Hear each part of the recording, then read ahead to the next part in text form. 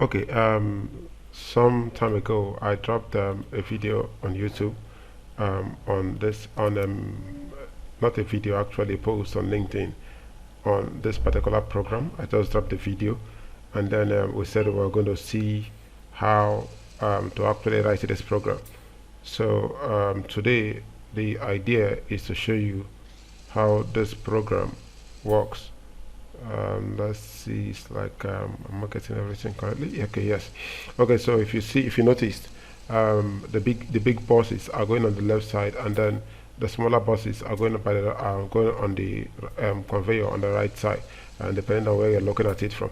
All right, so what I'm going to do today is to show you how to actually do this SFC programming on TI Porter. I'm using Siemens here, so TI Porter is owned by Siemens.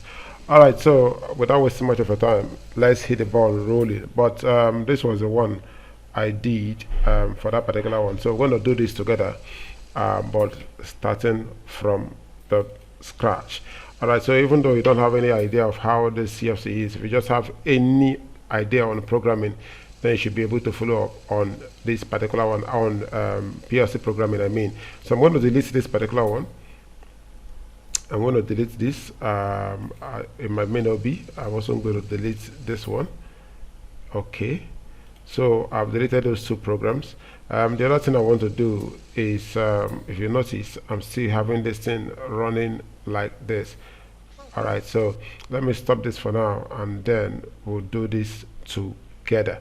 All right, the first thing I want to do here is to add a new block, and that block is going to be the function block.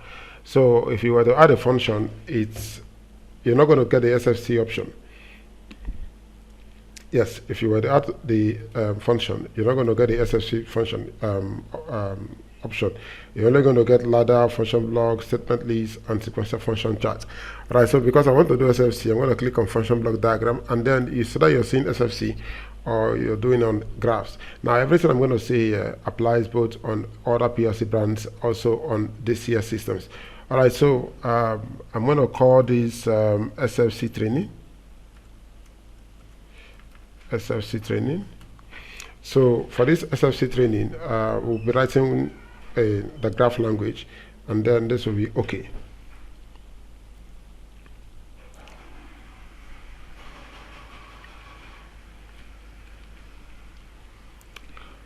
Okay, so I'm waiting for the block to open up. Okay, so this is your block. Now, this is your initial step.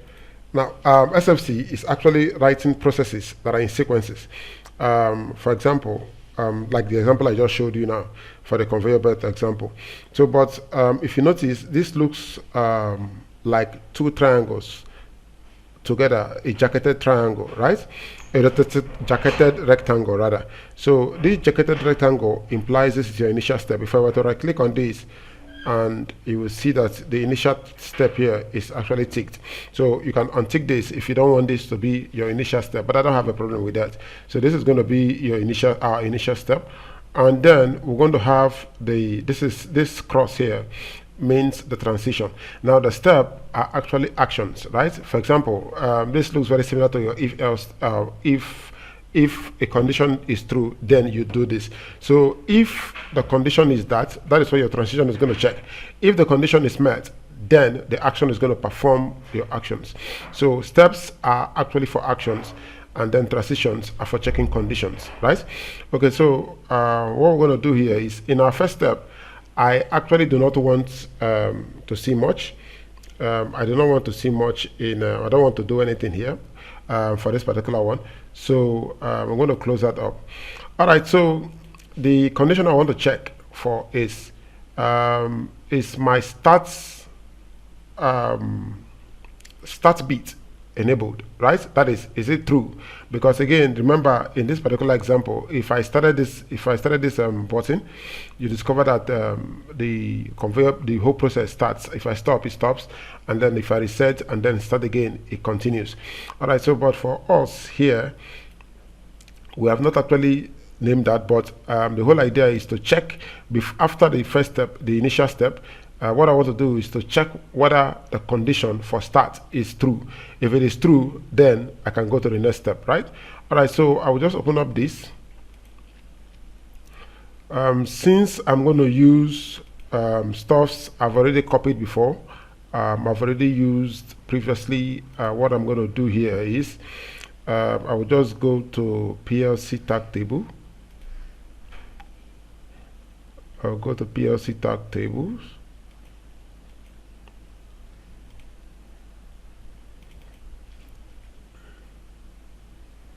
Sorry.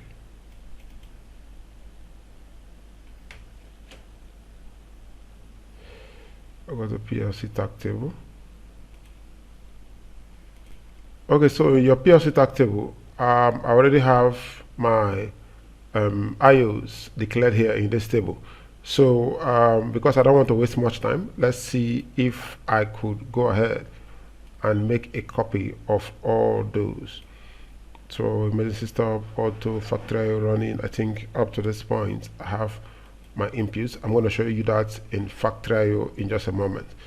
So I will right click on this, and then I want this copied, and I go back to my block.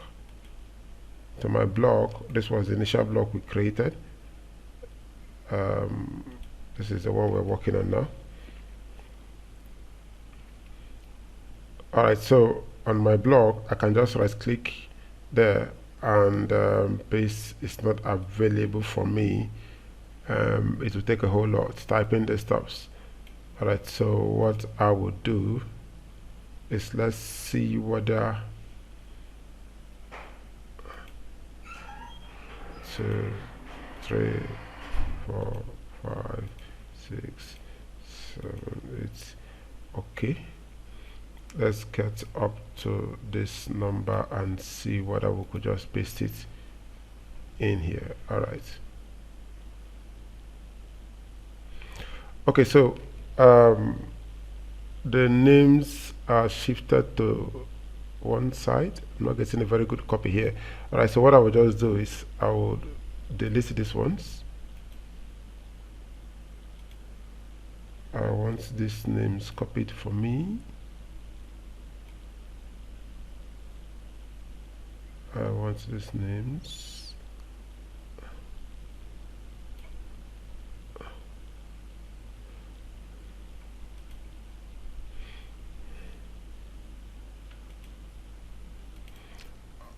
Okay, so as you can notice, I had to go offline, and then I had to place these names here using the Excel, since I already had them in my PLC tag table. So I just had to copy and paste in Excel and copy it back here. So I'm going to save some time. So these are my inputs, and if you go to your FactoryIO file drivers, you'll find that these are all the inputs I've actually named in this job, right? And then these are your outputs. So I have my inputs and my these are my inputs from, these are my outputs rather. Now inputs or outputs, the lights are their outputs. This initial sequence, I don't think I have it as an input. We'll find out. The initial sequence should be as an output. It should be as an input rather. So what I would do is, because if you come here, you will see that your initial sequence button, I've actually made it an input. It's on the input side. All right, so let's cut this from here. Let's cut this from here and get it on the input side. And get it on the input side. Okay.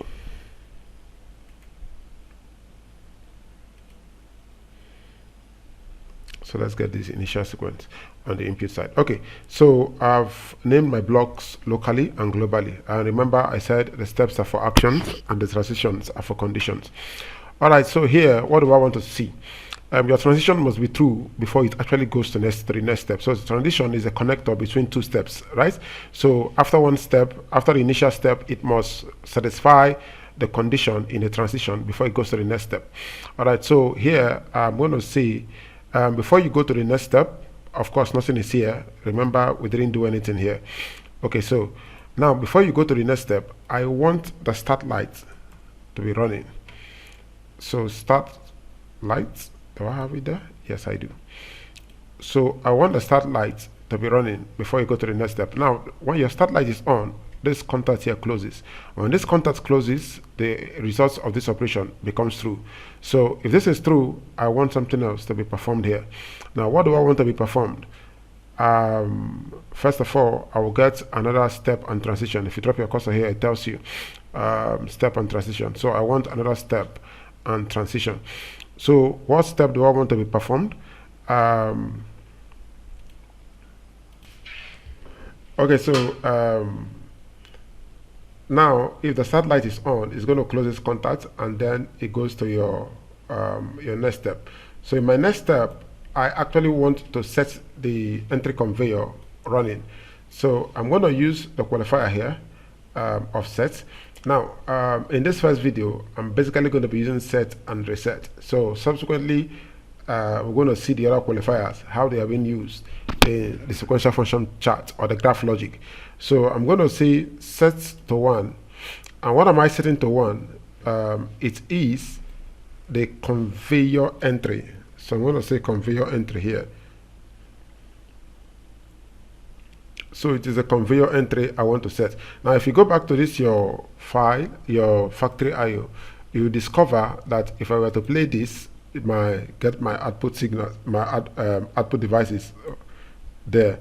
You will see that this is my entry conveyor, the conveyor from the beginning that brings the bus from the origin point. Now this is my entry conveyor. Now I want to get this conveyor rolling.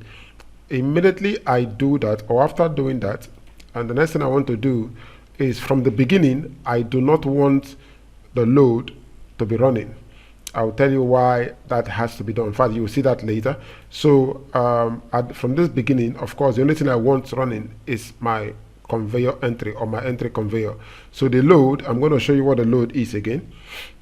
I want the load to be reset, and then I also want the transfer left and the transfer right to be reset.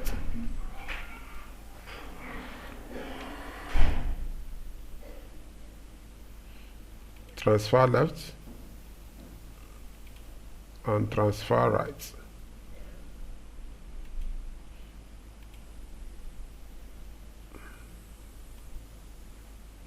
Transfer left and transfer right to be reset. Okay, so what are loads, transfer left, transfer right, what are they? Now if I zoom in on this, you will see that there is another conveyor actually at the intersection point of the right, left, and entry conveyor. There is this other rollers at this point. That is your load, right? So I don't want that running from when the entry conveyor is actually running, right? So I want that reset, and then I want the this device here pushing this into the right or taking it to the left. I also want them to be reset, because again, at that point, I know I'm done with boxes. I just want to concentrate on what is bringing those boxes from the entry conveyor. All right, so remember, that is a condition. These are steps that would be performed only if your start light is running. All right, so the next thing you want to do here is you want to check for another step. You want to check for another, you want to do another step, but first of all, you have to overcome a transition. There has to be a condition that must be met first before you go to the next step, like we said before. But I noticed that immediately you get to this point, we have a set of sensors here, input sensors, input devices that would actually tell you, I don't know whether I am zooming this too much. Okay, let's reduce. Okay, you see that I have a set of sensors here, the pallet sensor, the low sensor, and the high sensor. It's a 3-in-1 sensor. So, but what the sensor does is that when a big bus is, or a high bus is actually passing, now what happens is the pallet sensor becomes active, the low sensor becomes active, and the high sensor becomes active. That is for a high bus. But for a low bus, we have the pallet sensor and the low sensor, right, only becoming active. So at this point, because it is a 3-in-1 sensor, there has to be a point to actually know when a high bus is passing and when a low bus is actually passing. So remember we said whenever the low bus is passing, just the palette and the low sensor will become active, and then when a high bus is passing, the 3 sensors become active. So how do we even differentiate when a high bus is passing? Because even your low sensor is also going to become active even when a high bus is passing. This is going to be active, and then high sensor is also going to be active. Okay, so what we're going to do is we're going to apply some of our knowledge of how the input and output contacts work. Okay, so what we're going to do here is we know that for every case, whether it's going to be a high bus or a low bus, your palette sensor is actually going to be active. So at this point, I would say whenever the palette sensor is active, so I'm going to say palette sensor. So whenever the palette sensor is active, this is going to close, right? But the palette sensor alone, palette. So, but the palette sensor alone is not enough to tell us when it is, whether it's a high bus or a low bus. So at this point again, I want the low sensor. So again, remember, even though you are going to have a high bus, right, your low sensor is also going to be active.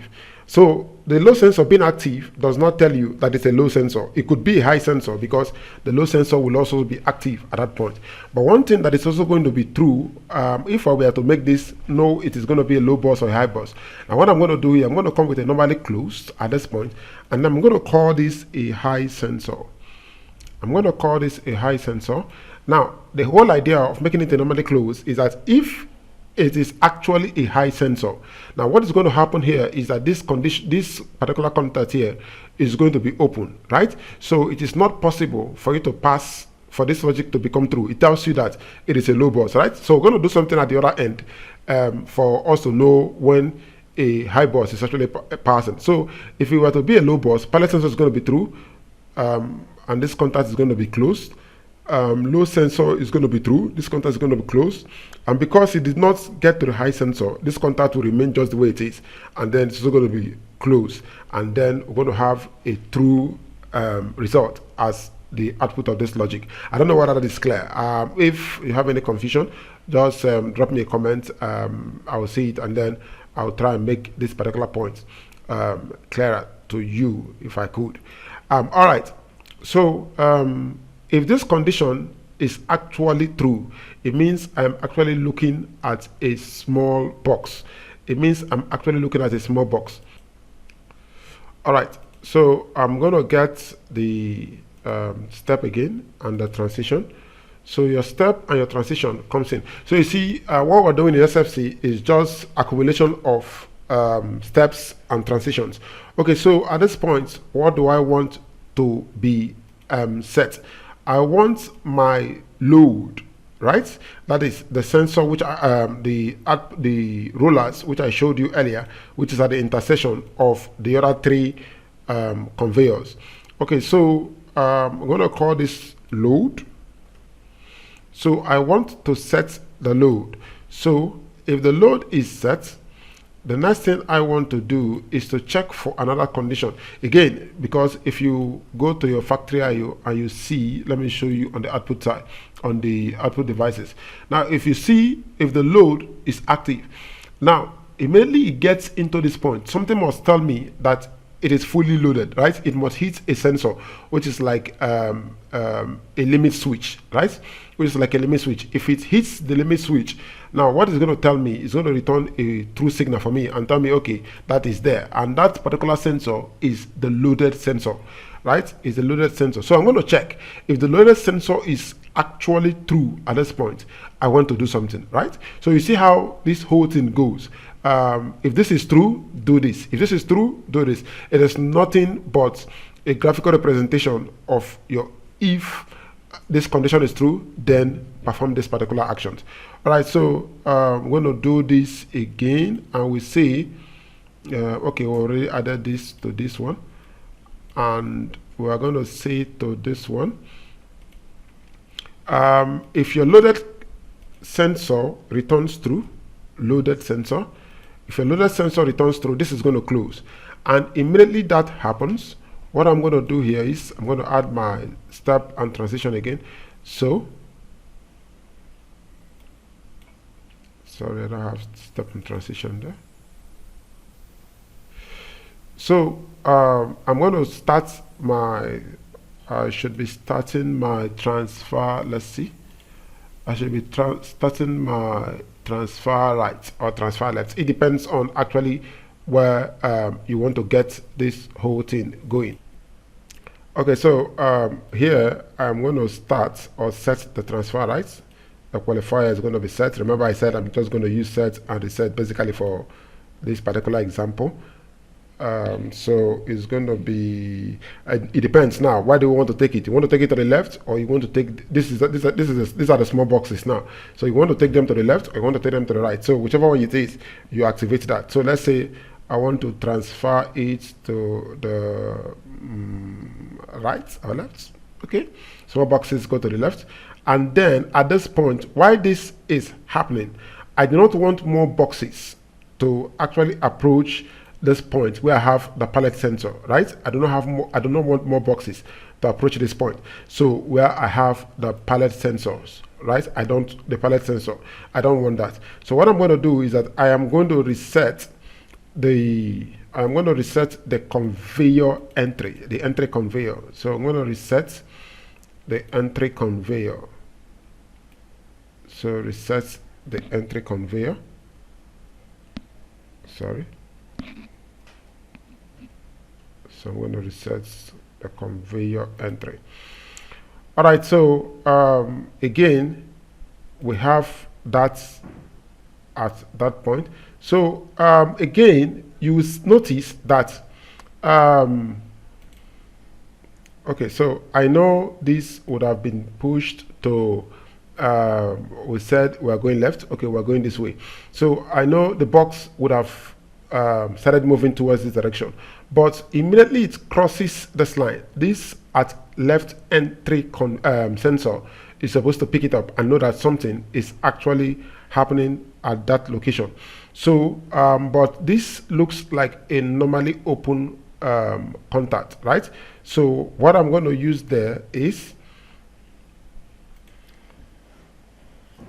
so we're going to write a condition for this one. And then I'm going to see it's going to be a normally closed contact, because a normally closed contact at this point is that if it sees a box, it's going to take its signal, right? It's going to take its signal, and then it's going to give you a 0. But if it doesn't see a box, it's going to send you a true signal, and then this is going to open up. So if it sees a box, this is going to be at left entry. This is going to be at left entry. This is our left entry sensor. If this our left entry sensor sees a box, this is going to be true. And if this is true, I want the left, the conveyor left. Syntax should be the name. The conveyor left. That should be the conveyor left.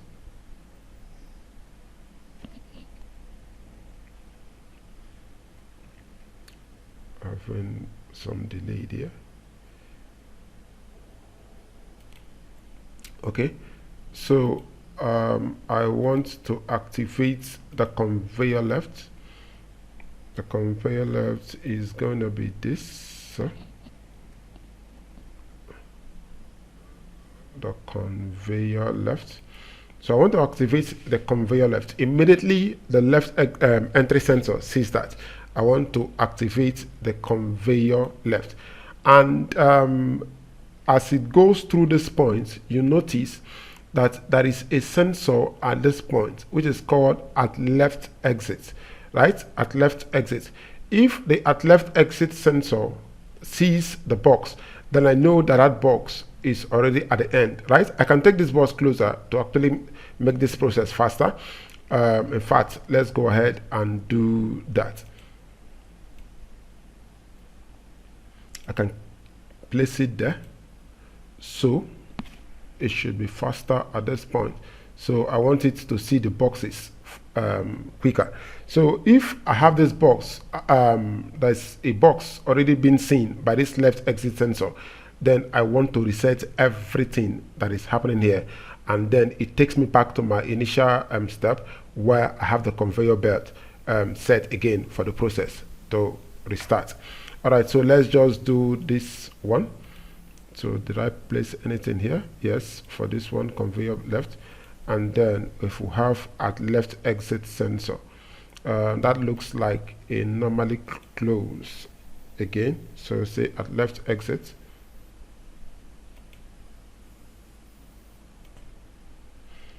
So at left exit, if it sees the bus, this becomes true.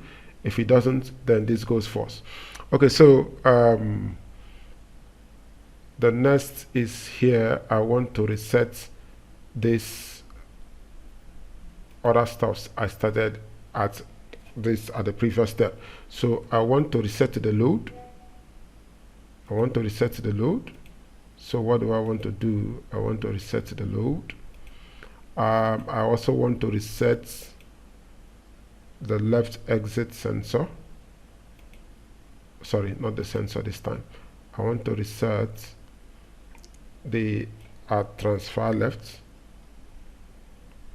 I want to reset at transfer left, and then I want to reset the other conveyor in case it were running or it was running. Then I should actually get it reset. So conveyor, I'm working on conveyor left. So if the conveyor right was running, then I should also get it reset. So I want to at this point now going to connect this same thing back to the initial sequence. So when it gets to this point, it just continues. So I'm looping this particular system. So at this point, I'm going to take it to this one, right? Jump to what step? I am jumping it to step 1, right? To the initial step, and then it should continue at this point. And what do I have here? Nothing, I think so. Yes, nothing at this point. And if your start light is on, I think that was what we did. Yes, if your start light is on, then just go ahead and set the conveyor, the entry conveyor, reset the load. I think we did this in the previous steps before, but let's just go ahead and leave them that way. Okay, so I believe we are already halfway into this particular one. So what I'm going to do is I'm going to test this particular example and then just copy and paste. If everything works well, what I'm going to do is just to copy and paste the other side of this program, and then we'll see exactly how the whole thing works. So I'm going to save. I will compile this.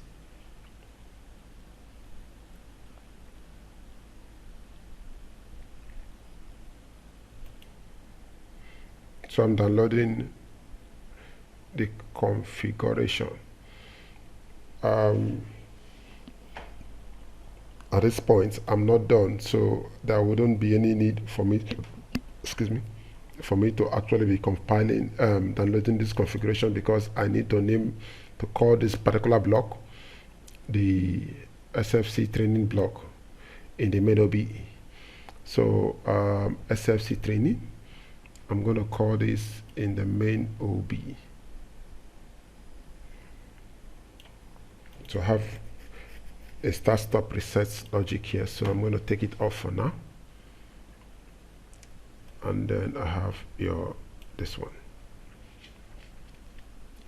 So it's going to come up with a whole lot of inputs and output, just like we saw when we were making out listing the inputs and the output for this particular one. All right, so but I'm only going to restrict myself here to what we have actually created, the ones we have actually created ourselves, and not worry too much about what we didn't do. All right, so we have a high sensor, and then we have a low sensor, we have the pallet sensor, we have the loaded,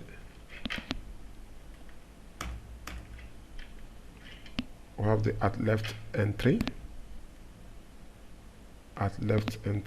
okay. What next? We have the at left exit,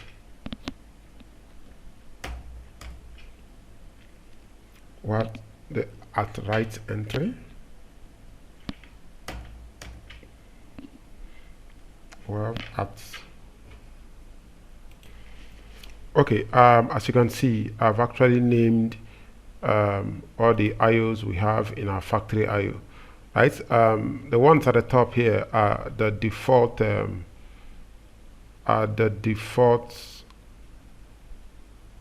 connections, but I think we made a mistake somewhere. This initial sequence is already part of the block, so we shouldn't be having it here again. So I will just go to SFC training. It's not supposed to be part of our input, so I will just go there. This one we added before is appearing twice, and in the second time it's absolutely not required at this point. Okay, so I go back to my main OB.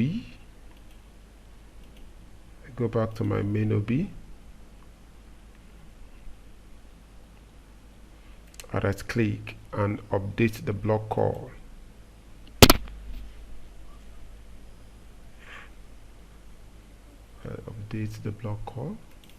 Okay, so after updating your block call, you should no longer have it as an input. Yes, so I want it at this point, initial sequence. Okay. All right, so I'm going to save this, compile this.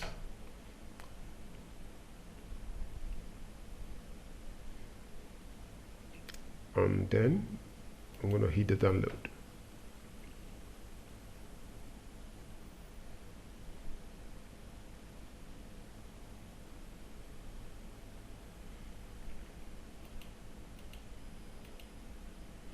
So I'm going to load this.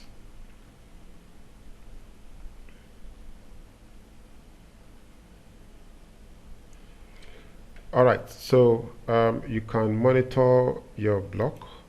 So this is our SFC training block. You can monitor this and see where your boxes are at the moment. Actually, there's also an issue here. I removed the start-stop reset. Remember, I've done this before. So if you don't know where the start-stop, how to make the start-stop reset logic, actually find it in my previous videos. So you could see that if I hit play here, let's say,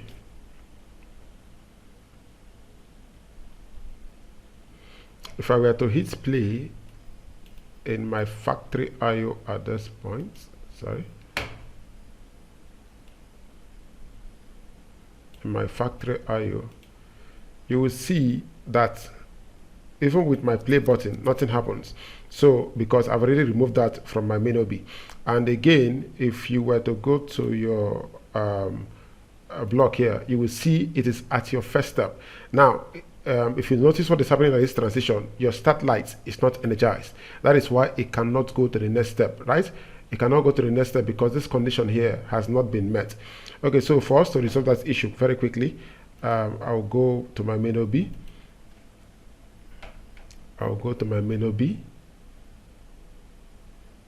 And just get that there.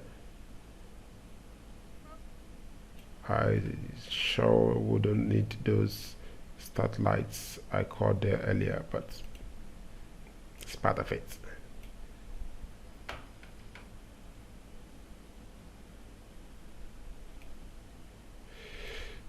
So this is my start.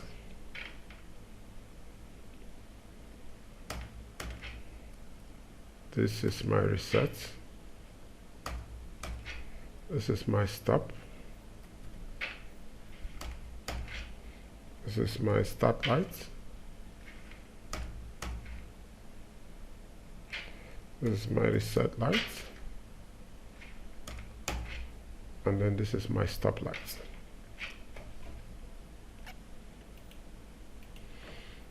So I can save this, compile this,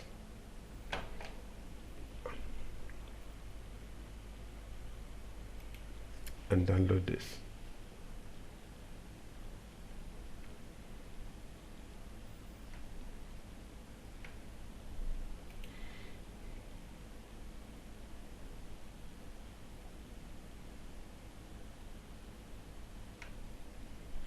Okay, so if I go back to my training, SFC training block,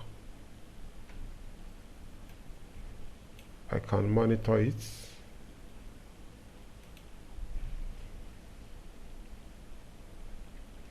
Okay, so if I hit play, I'm still connected here. Let's see. Okay, yes, I'm still connected. So if I hit the play now, but it is not holding. It is not holding because it is not holding because you already have them called here again. You already have them called here again. So what I will do is I'll just remove my start to my stop. Okay, I don't want this. I'll just delete this from your SFC program. And then I will delete it from, sorry,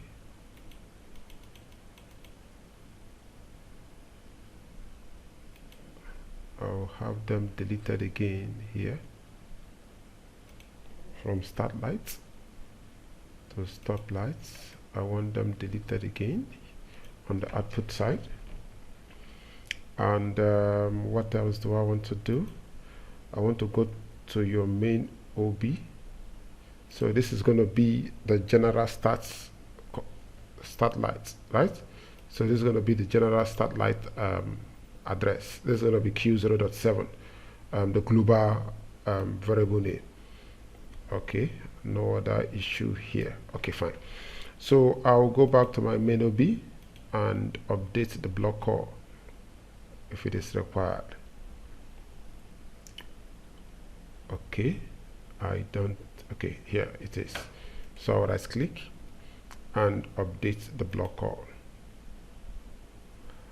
After updating the block call, then I will hit OK to this and save, compile, download. Okay, I finished saving, compiling and downloading. Sorry, it should be this block, this one, not the other one. Okay, this is where we are, and if this is monitored, so it is still waiting for this. Is it monitored?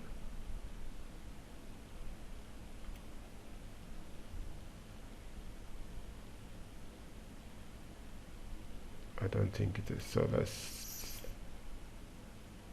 go offline and come online again.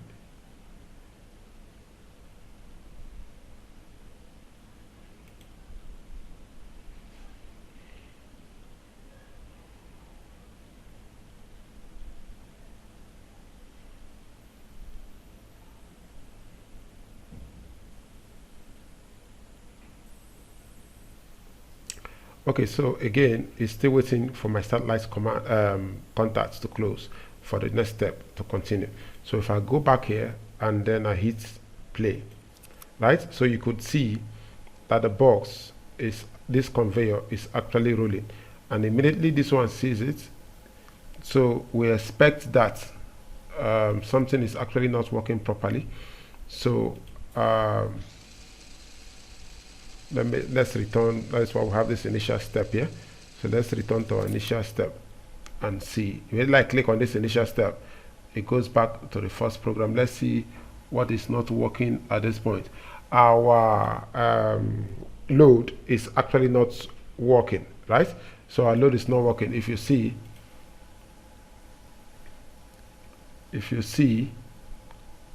sees this one and then sees this one, but it's only working for a small box. So for a small box, this works very well, right? Now you could see that because we have not said anything for a big box, it is actually not working. If I play this and I have a small box coming here, let me return to, okay, the initial step is working. Now this is going to work very well because this is a small box, right? The logic we have only made is for the small box, so it's going to go there and reset easily. You see everything is working perfectly for a small box, but immediately we get to this big box, because we do not have the logic for it, nothing works, right? And then we have this cluster of boxes at that point.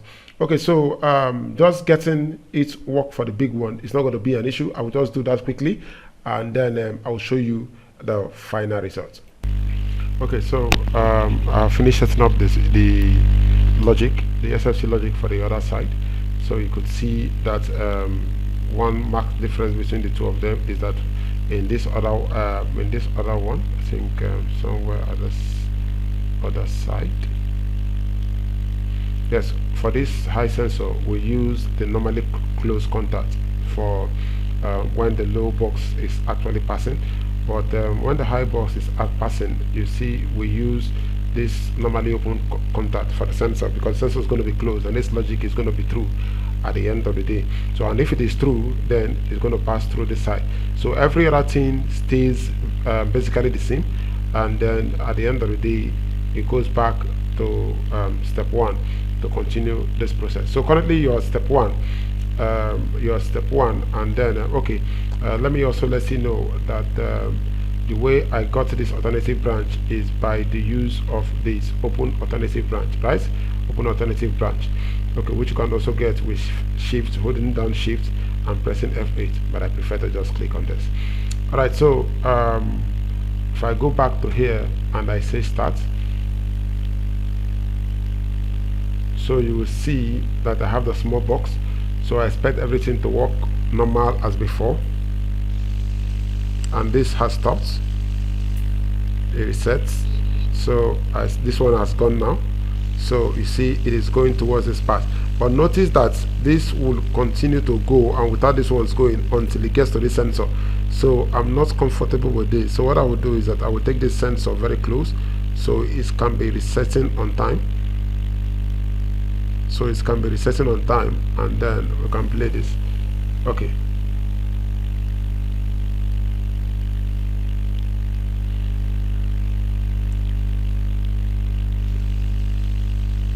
So it passed. So it resets this on time, and then the next bus goes, and then it comes to this direction. You see the next box goes, and all these things are happening because your start light here is energized, right? So I'm waiting for a small box. Oh, is that a big box that went that way? Maybe we should find out why it went that way. There's a small box going this way. There's a big box, I think. Let's get our sensors out. There's a big box coming this way. Another big box should come this way.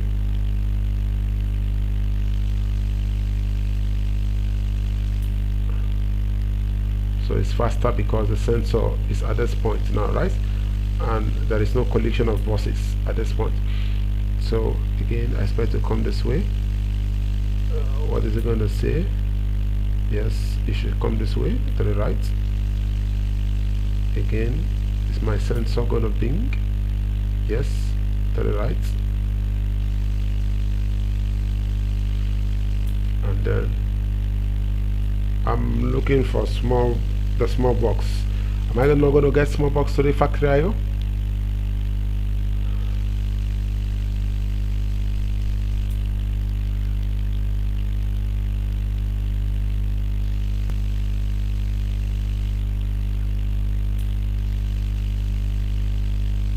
I think I'm not going to get a small box today, am I?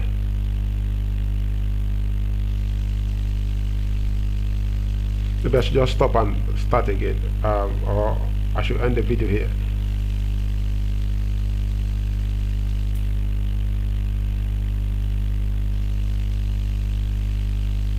My goodness. Okay, I think I have lucky me.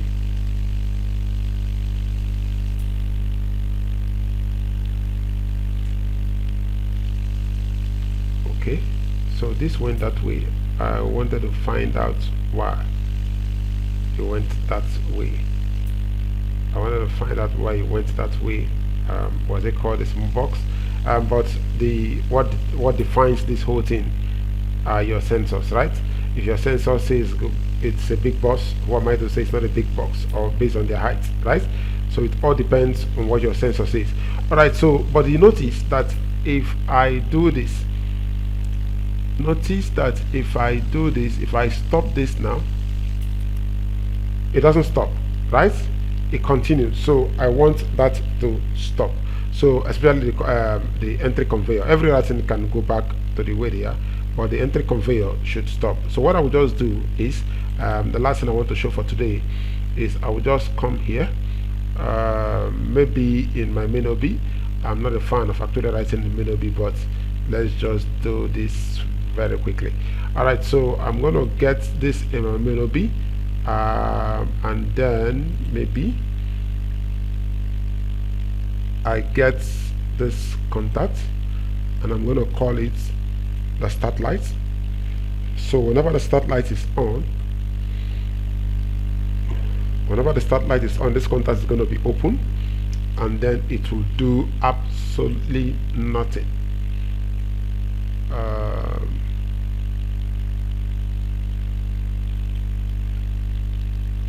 It will do absolutely nothing if I reset the conveyor entry.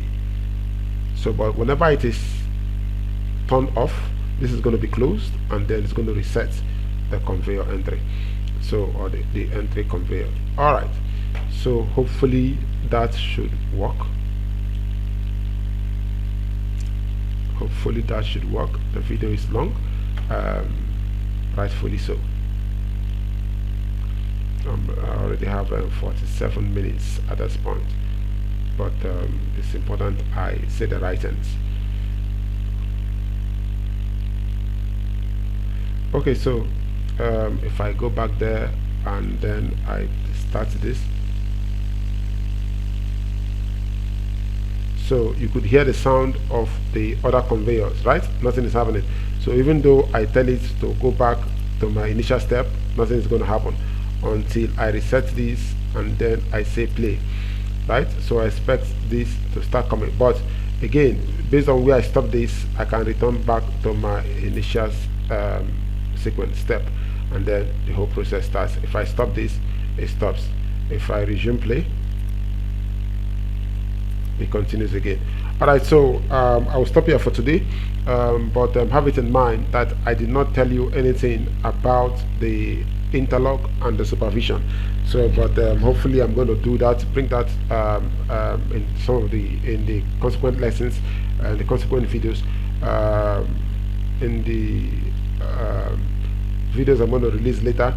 If you have any questions, like I said, drop it in the comment box and I'll be more than happy to respond to you. Thank you very much and have a wonderful day.